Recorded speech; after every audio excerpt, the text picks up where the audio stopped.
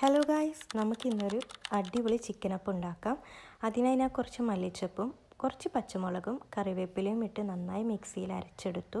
എന്നിട്ട് കഴുകി വൃത്തിയാക്കി വെച്ച ചിക്കനിലോട്ട് ആ ഒരു അരപ്പും പിന്നെ ഇഞ്ചി വെളുത്തുള്ളി പേസ്റ്റും കുറച്ച് ഉപ്പും പിന്നെ കുറച്ച് മഞ്ഞൾപ്പൊടി ഇട്ട് നന്നായി മിക്സ് ചെയ്തെടുത്തു.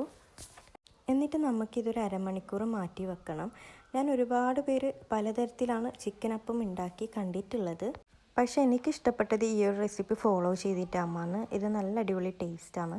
അങ്ങനെ നമ്മൾ അരമണിക്കൂർ കഴിഞ്ഞ ശേഷം അതിലോട്ട് കുറച്ച് കടലപ്പൊടിയും കുറച്ച് മൈദപ്പൊടി ഇട്ട് നന്നായി മിക്സ് ചെയ്ത് വീണ്ടും എടുക്കണം. പിന്നെ ആവശ്യമെങ്കിൽ കുറച്ച് വെള്ളവും അതൊക്കെ ചേർത്ത് ഉപ്പ് വേണമെങ്കിൽ ഉപ്പും ഇട്ട് നമുക്കൊന്ന് വീണ്ടും മിക്സ് ചെയ്തെടുക്കാം.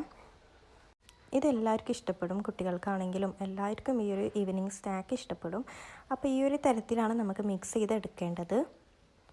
എന്നിട്ട് നമുക്ക് നല്ല ചൂടായ എണ്ണയിലോട്ടിട്ട് അത് പൊരിച്ചെടുക്കാം. മുക്കി പൊരിക്കാനാണ് വേണ്ടത്, പക്ഷെ നല്ലോണം പൊരിഞ്ഞ് പോവാണ്ട് നോക്കണം. അങ്ങനെ നമ്മുടെ ചിക്കൻ അപ്പം റെഡി ആയിട്ടുണ്ട്. അപ്പോൾ ഇതെല്ലാവരും ഒന്ന് ട്രൈ ചെയ്ത് നോക്കാം. അപ്പോൾ എൻ്റെ ഈ വീഡിയോ ഇഷ്ടപ്പെട്ടാൽ ലൈക്ക് ചെയ്യുക, കമൻറ്റ് ചെയ്യുക, സബ്സ്ക്രൈബ് ചെയ്യുക. Thank you for watching.